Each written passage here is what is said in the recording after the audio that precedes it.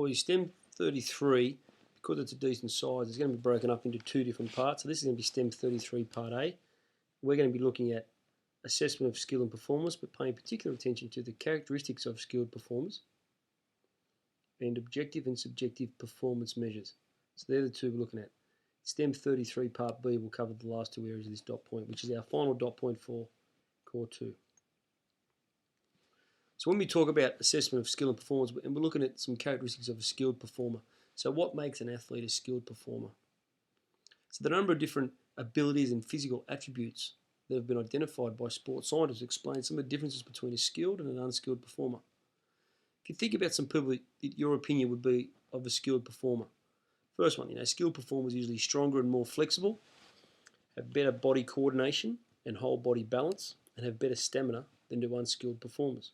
Skilled athletes also perform better in the following areas compared with unskilled athletes: kinesthetic awareness and proprioception. Skilled athletes have an ability to utilise the sensory information gained from within their body concerning body positions and limb awareness. So knowing whereabouts they are and how to move. Anticipation of what might happen next and appropriate responses to it. Skilled athletes rely on external environment information, memory and feel during the performance.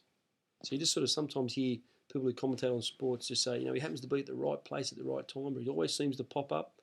That's a skilled performer, knows where to position himself, and Billy Slater is a very, very good example. Position himself around certain players, he knows he's going to make a break.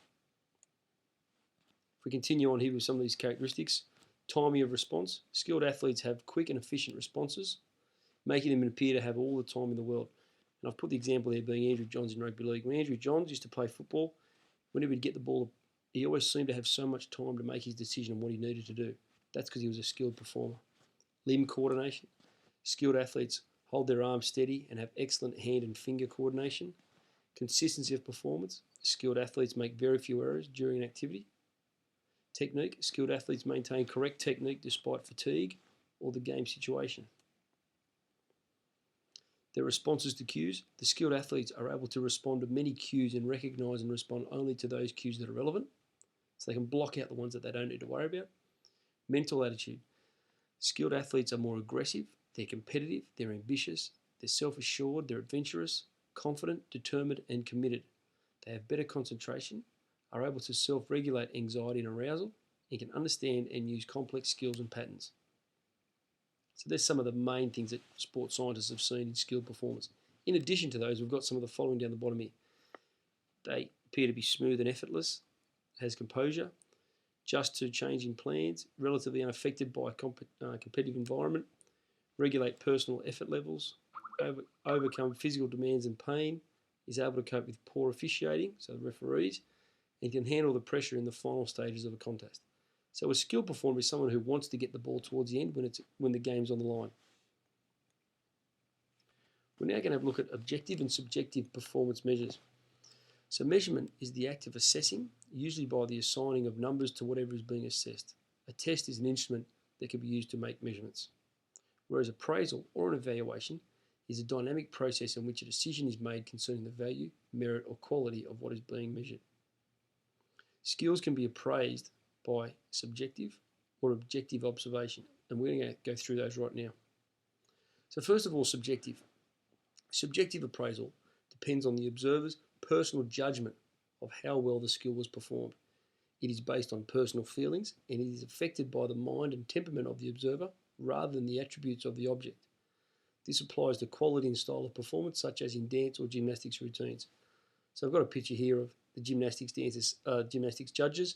So let's say there's 5 judges here. You can just see this person here, 2, 3, 4, 5.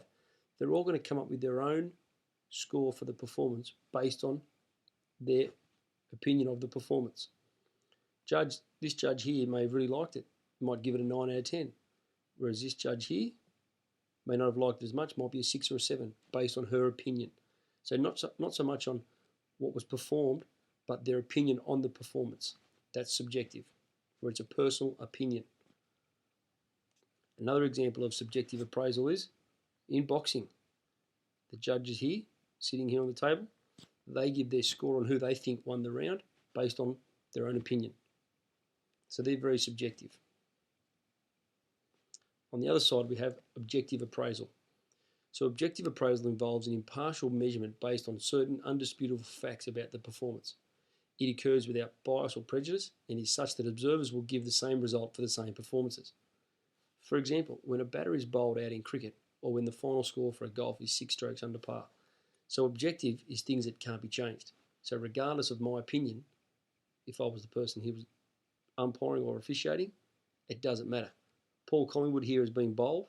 Whether I like the bowler or I don't like the bowler, or I think he's, this guy's a great batsman, I like him. If he's out and bowled, then that's it. He's out. There's nothing can be done based on my opinion. So it's undisputable.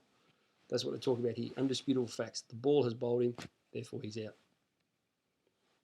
Another example of objective appraisal is in the 200-metre run, the time there, so a stopwatch, an electronic stopwatch, so automatic, as soon as they start, it kicks in. When they cross the line, it finishes. Gives the time there of 19:30. It's electronic. The difference would be if a handheld stopwatch, which I might be using, would be an example of subjective because I'm stopping it and starting it when I think I need to, based on my opinion. So objective measurement here is an electronic scoreboard, can't be adjusted. So 19:30, we know it's the new world record for 200 metres because it was the time that was run. And that's the end of that